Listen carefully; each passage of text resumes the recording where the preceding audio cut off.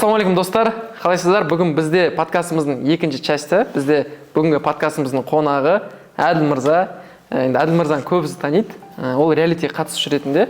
Мен өзімнің Instagram парақшамда бір адамды таңдап алып, сол кісімен нөлден бизнес ашып, 10 күннің ішінде өте үлкен нәтижеге қол жеткізген болатынбыз. 10 күннің ішінде біз 5 миллион теңгеден астам продаж жасадық. И оны кәдімгі лайв форматта бөліскен болатынбыз. Бірақ та шыны керек, көбісі сұрады, мысалы Әділ мырза ол қайдан шыққан, сіз қызық болдыңыз, короче, персонаж ретінде ше. И Әділ мырзадан интервью алайын дедім, жалпы қазір енді реалити өткеннен кейін қанша 6 ай болды, иә? 6 ай уақыт болды. 6 айда сізде өміріңізде қандай өзгеріс болды, қазір не жасап жатсыз? Өйткені мен былай ойладым, иә, 10 күнде менімен реалити жасайды, реалити жасап болғаннан кейін алып кете алмай ма деген сияқты ойымда болды. Себебі, иә, ол менің әсеріммен жасауы мүмкін, өйткені мен кәсіпте опытым болды оған дейін. Ары қарай алып кету любой адам қолынан келе ме деген сияқты көп адамдардың вопросы бар, товардың бизнесқа кіргісі келетін. И сол бойынша мен сізден қазір подкаст алғым келеді. Сұрақ қойып, жалпы енді бизнестің темасына келмей тұрып, сізді жеке танығым келеді. Мен шын айтайын, сізді жеке танымаймын өзім. Сізбен чисто бизнес бойынша әңгіме айтқандықтан, маған сол әңгіме қызық сізбен. Қазір кішкене жақынырақ танығым келіп тұр сізді. Сол бойынша енді сіз қайдан шықтыңыз, қай қаладансыз, реалитиға немен алсыңыз, сол бойынша өзіңіздің өміріңізді айтып берсеңіз. Атым Әділ болады. Павлодар қаласынан боламын. Жасым 21-де. 23-ші жылы бітірдім. Университет, иә? Университет бітірдім. 24-ші жылы. 24, ана жылы, получается. Иә. Сатпаев университеті, политехты бітірдім. 4 жыл оқып, логист маманымын. Одан кейін сразу жұмысты бастап кеттім. Получается, андай ғой, реалитидің алдында тауар сатып жүрдім, но андай уже болған жоқ менде, допустим, стабильный. Допустим, магазин ашып сондай. Қай жерден қалай сатып жүрдіңіз? AliExpress, iPhone сатып жүрдім, сосын парфюм саттым тоже. Парфюм саттым. Ну, андай стабильный болған жоқ. И сосын где-то жарты жылдан жүргем, андай, білмеймін, состояние. Ештеңе айналыспадыңыз ба, сонда жарты жылда? Депрессия сондай, если істемеймін, жатам, жай ғана жұмыс істеймін кішкене. Арбитраждан курс алғам, соны үйренгем кішкене, жұмыс істеп. Болмай қалды кішкене. Одан кейін реалити бастады. Маған сторис шыққан жай. И ойлағам, қалдыра салам деп анкетаны. Қалдыра салам, андай, қалай айтсам болады. Типа, сенге жоқпын, жай қалдыра салам, көш анкетаны. Сосын все, и келесі күні созвон болды сізбен. Сосын Айжан ханым, ассистент жазды ғой, алды деп. Әділ мырзаны таңдаған кезде былай болды, короче. Сізбен мен видеозвонокпен сөйлесіп отырған кезде, андай ой болды да менде. Сізді алмаймын точно деген. Неге десеңіз, сіз енді орысша сөйлегеннен кейін, қазақша сіз дұрыс сөйлей алмағанын мен ойладым. Қазақша дұрыс сөйлей алмайды, андай біз контент түсірген кезде келмей қалады ау деген ой болды. Одан мен басқа кісілермен сөйлесіп жаттым, отбор жасап жаттым ғой енді. Мотивация сізден де жоғарылар болды негізі ше. Сөйтіп тілмен жоғарылар болды. Қатты мотивация болды. Иә, жоқ, сізде болды негізі. Болды мотивация, болды. Одан былай болады. Мен, короче, бір жігіт таңдаймын ішімде. 10 адаммен сөйлестім ғой мен. И тұрады да маған көрсетті ассистентім. Мына Әділ деген мырза, қараңызшы, көбісі әшейін жазып жатыр. И мен қараймын да, сіз настойчивостьсіз да андай. Мына кісіде, сол жазбаған кезде алмаушы едім точно. Қараймын да, мына кісіде, короче, желание бәріне де мықты, өмірін өзгертуге. Себебі сен желаниесі болмайтын адаммен жұмыс істей алмайсың. И мен тұрдым да, болды, короче, осы кісі қызық болады, короче, контенттен. Сіз 2 жылдай танымды ғой? Соған дейін мен танымдыңыз, иә? Қайып жүрдік, дос болғанымыз. Вот сосын, получается, басталды, бірінші күннен бастап сатып бастадық қой. Тауар алып, күшті болды 10 күн. Не забываемый. Сізде андай көп адамдардың арманы болады ғой, мысалы, бүйтіп көшеде кетіп бара жатқан кезде, түнде ұйықтап жатқан кезде, жолдан біреу тоқтап маған ақша беріп кетсе, или тұрып бір өмірін өзгертіп жіберсе деген, ондай сену өте, орындалу өте қиын зат та. Сізде сондай болды ма прям өміріңізде? Мысалы, маған ол сезілмейді қатты, өйткені менде ол привычный да, ондай образ жизни. Сізде қандай болды сол? Өзгерді ғой, типа, бір моментте осындай. Басқа кетті, тағы кіріп, бәрі уже. Соған сенім болды уже, сосын бастап кеттік. И ойлағам, вообще, типа, максимум 1 миллион сетсін шығармыз 10 күнде дегендей. Алғаш шыққан 5 миллион қанша? 5 миллион. 7 миллион астық қой 10 күнде. 10 күннен кейін бастар. 7 миллион. 10 миллион шықты. И таза пайда нормально шықты, иә. Таза пайда. Қазіргі таңда сізде әлі жасап жатсыз ба, тастап кеттіңіз ба? Қандай? Жасап жатыр. Мысалы, реалитиден кейін сізде қандай бір моменттер болды ма, тастап кеткен или қалай? Жоқ, болған жоқ. Момент болған, андай, допустим, команда құруға, допустим, стоп болған, допустим, сонымен жаңа офис дедім. Бір ай, декабрьда, январьда сондай болған, январьда. И то декабрьда болған, и то сезон уақытта почти ешінші жұмыс істеген жоқпыз бір ай. 10 күн істедік, нормально 10 миллион доллар істедік 10 күнде. Январь, декабрь айында 10 миллион істедіңіздер 10 күнде, иә? Таза пай жақсы шықтық еще. Бітетін кезінде, иә? Бітетін кезінде. Сосын январьда бастадық. Январь кішкене тышына болды. Сосын февральдан бастап жұмыс істедік. А қазір қанша жасап жатсыз айына? Это 10 миллион оборот. Айына 10 миллион оборот? Таза пайда үлкенімізде. Қанша пайыз сіздер таза пайда? Қанша қалады? 3-4 миллион сағат. 3-4 миллион, таза пайда. Мен өмірімде бір адам келіп, сөйтіп бір короче, былай істейді деп алып жүрсе, бір болды, өмірің ұйқыдан тұрдың, сен басқа адам болдың. Сол чувствосын айтып берсеңіз. Білмеймін, енді андай ғой, типа, мне кажется, любой адамда андай болады, орысша айтсам ғой, типа, жүресің в неопределенность, допустим, анамен айналысады, допустим, арбитражмен айналысады, көп қой қазір адамдар бізде Қазақстанда, допустим, арбитражмен айналысады, білмейді, допустим, табағын көреді, бүкілін көреді, и табуын жүрмейді, допустим, не находит свое дело дегендей. Или дұрыс білмеймін қалай жасауды. И сондай момент болды ғой, менде болды ғой. Сіз өзіңіз таппай жүрдіңіз, иә? Иә, таппай жүрдім. И прям сол моментте келдіңіз ғой, сіз прям вообще прям. Енді қазір өзіңіз таптым деп ойлайсыз ба? Таптым ғой, по-любому. Иә. Енді реально ақша ғой мына жақта. Таза ақша, допустим, андай риск қой почти, риск жоқ. Риск аз. Ну, риск бар аз. Риск бар ғой, ну почти жоқ қой, почти тиіп. Типа товарищен табай алсам да қалады ғой сен, ол риск емес қой. Менің ойымша. Оны сатпасам, типа сатпасам да қалады ғой товар, поэтому риск жоқ. И потолоктар жоқ, допустим, үлкен ақша таба бересің дегендей. Ну, потолок үлкен ғой, өте үлкен. А сізде енді алдағы уақыт қандай план? Осы жылға? Осы жылға? Так, получается, мен ойымша оффлайн магазин ашам, полностью аптек боламын, и параллельно сатам еще. Розницу сатасыз, иә? Цельмен қанша, мысалы, осы жылы қанша капитал жеткізіңіз келеді? Капитал ма? Иә. 100 миллион. 100 миллион теңге? Наличкамен, иә. Осы жылы үлгересіз ба? Үлгермейсіз деп ойлаймын. Ну, 50 миллион точно болады ғой. 50 миллион капитал точно жетесіз, иә? А сіздің қазір капиталыңыз қанша өзіңіздің? 10 миллионда ғой. 10 миллиондай таза капиталыңыз сіздің, иә? Все керемет. Қарызға кірген кезіңіз болды ма сіздің? Не, шүкір, андай болған жоқ қайсы. Андай ғой? Андай ғой, білмеймін. Вообще ауылдан сұраймын, береді көрсеткен ғой менде, білмеймін. Андай минусқа кірген уақыт болған жоқ вообще. Шүкір, альхамдулилля. Мен былай ойлаймын негізі.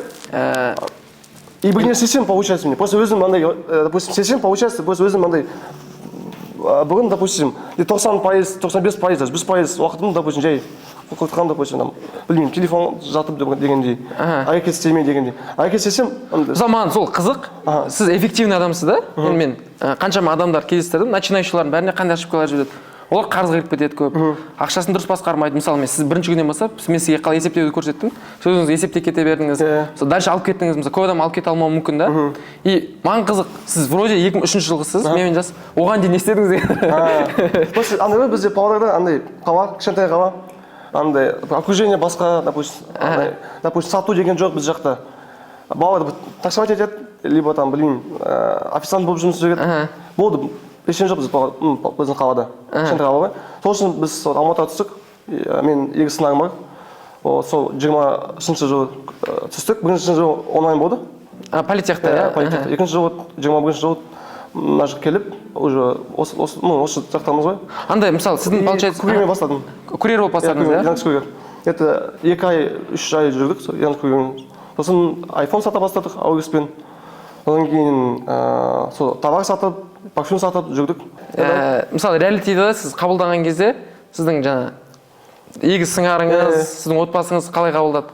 Мысалы, ол мені таныды ма, не деді сізге? Жоқ, енді қаңыз андай ғой. Қалай болды вообще? Егізім, допустим, мен досым, жақын досым. Сіз таныды ғой, 2 жылдай білесіз. Оған дейін, иә? Андай таң қалды бүкілі. Үйдегілер не деді? Қазір не деп жатыр? Қазір, білмеймін, енді танысқан шығар ғой сізді. Оған дейін, сол кезде, реалити кезінде не ойлады? Қарап жүрді ғой, кісінің сөйлеңіз, мама бүкілі. Иә, отбасын. Туыстарын бүкіл көрді. Мысалы, біз Макдональдс жеп отырдық қой кеше. Сол кезде сандай зат айттыңыз да, менде бала кезден үйдегілер андай, үйдегілер мектепте бай болады деген сияқты сеніммен өсірді. И осы бойынша айтып берсеңіз. Андай ғой, допустим, мұғалімдер, допустим, үлкен мұғалімдер, допустим, там школадағы мұғалімдер, допустим, туыстар, допустим, достарын айтады постоянно. Білмеймін, айтып жүрді мұғалімдер. Вот, типа, осы 2 бала, допустим, бай болады өскенде. Білмеймін неге. И сізде сонымен жүрдіңіз, иә? Сонымен жүрдім ғой, типа, білмеймін, соны сенім ғой, сенім. Одан кейін андай, бір нәрсе сен андай ақылмен істейсің ғой. То есть ойланып. Мен білмеймін, риск, ну андай қатты рисктен, То есть не такой прям рискованный человек, допустим, чтобы рисковать там. Сізде? Менде андай жоқ. А сізде андай жоқ па мысалы? Менде андай бар, салыстыру деген зат керек бар. болса, допустим, мен сіз саламын, короче. Рискқа кіресіз. Иә. Мысалы менде андай зат бар. Қалмаған. Нені айтайын? Мысалы менде андай зат бар, салыстыру. Аха. Мен бүйтіп ойланамын. Мен 2000 вроде. И менімен енді қатарлас, менің прям конкурентім жоқ қазір. Но все же менде триггер тұрады, түсінесіз андай? Типа көп ақша табу керек, көп ақша табу керек. 25 жасқа дейін. Мысалы сізде сондай триггер бар ма? Мысалы андай момент болды ма? Мысалы салыстырып, сізде қозғала алмай қалған моменттер или там стресске түскен, там депрессияға түскен моменттер. Болған, допустим, сізге де қарап болған, допустим, типа 22-десіз, бір жас разница ғой, сізде, допустим, қаншама оборот бар, допустим, бизнесіңіз бар, машинаңыз бар, 2 машинаңыз. Енді болған я тоже, типа, блин, ема, типа, хотя бір жыл разница дегендей, сондай болған.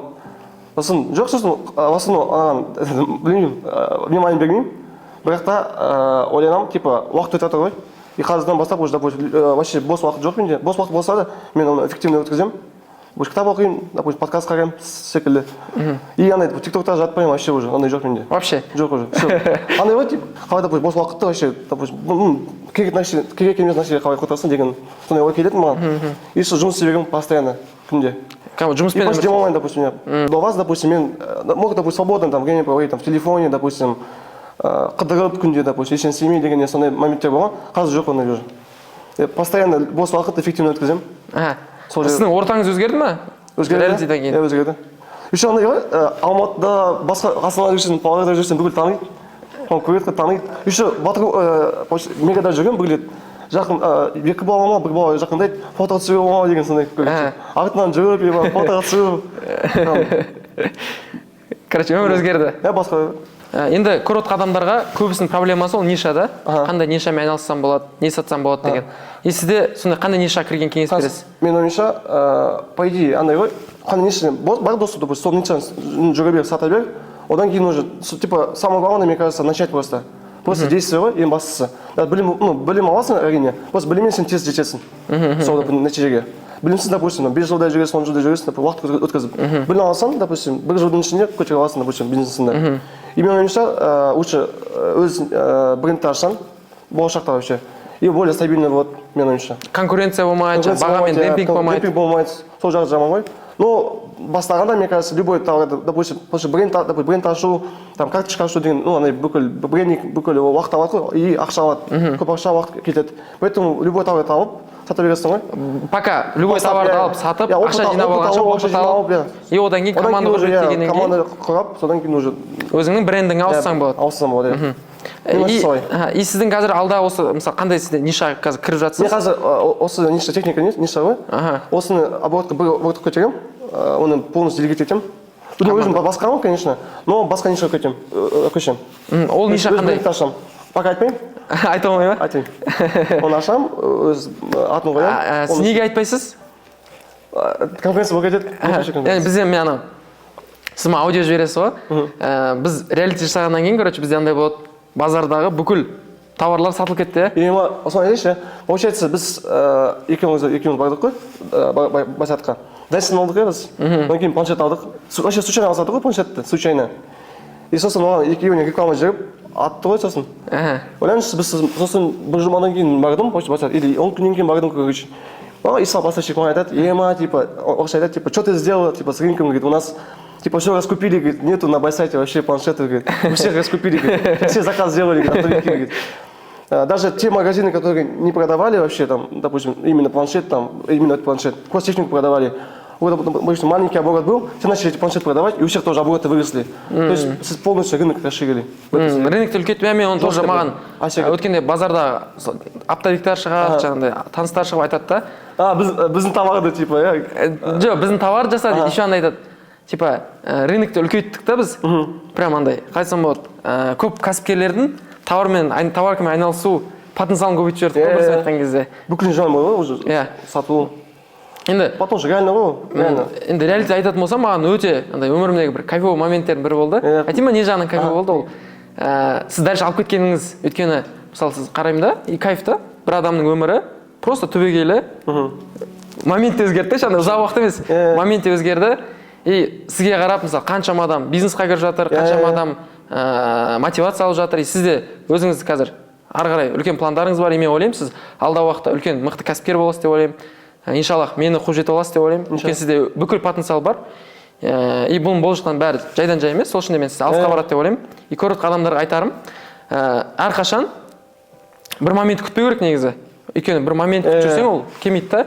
Енді Әділ мырзамен болған случай ол бір миллионнан бір болып қалатын бір случай болуы мүмкін да. Сол үшін де момент күтпей просто бастау. И жаңа Әділ мырза сіз айтқаныңыз ұнады да, мен ол қандай қандай нишамен айналысатыныңды білмесең, просто миыңа не келіп тұр бірінші, соны сатып бастай бер, істеп бастай бер. Өйткені соны жасау арқылы сенде опыт пайда болады, опыт пайда болғаннан кейін сенде уже нақты видение пайда болады, яғни жолға түс, жол өзі аппарат дейді, бізде сөз бар да. И ол 100% мен де келісемін, өйткені мен өзім абырой сияқты үлкен мысалы компаниямды құруды мен мүлде ойламадым да ол уақытта. Тупо қолыма не келді, соны сата бердім, әрекет көше бердім. И соның арқасында осы жол мені өзімнің мақсатыма алып барды. И тура сізде де тура сондай да. И мен көрермендерге айтарым, сол үшін де қазір миыңызға не келіп тұр, ой, соны ойланбай, көп ізденбей, әрекетке көшіңіз. И әрекетпен қатар, жаңа Әділ мырза айтқандай, білім. Өйткені білім деген нәрсе уақытты азайтады, яғни мысалы углдарды срезать етеді да, сіз 3 жылда жететін уақытты тез жетуге болады. Мысалы мен өз историямды айтып берейін осы бойынша. Мен Сағи деген бір жақын досым болған, тоже сағат нишасында болды да ол.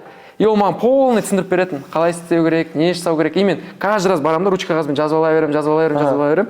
Соның арқасында мен басқа өзіммен қатарластармен, өзіммен бастаған адамдардан тез өстім, эффективно өстім.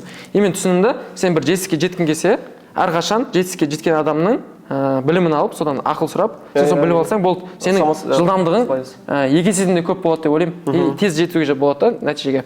Сол үшін екіншісі білім. Біріншісі бастап кету әрине, екіншісі білім.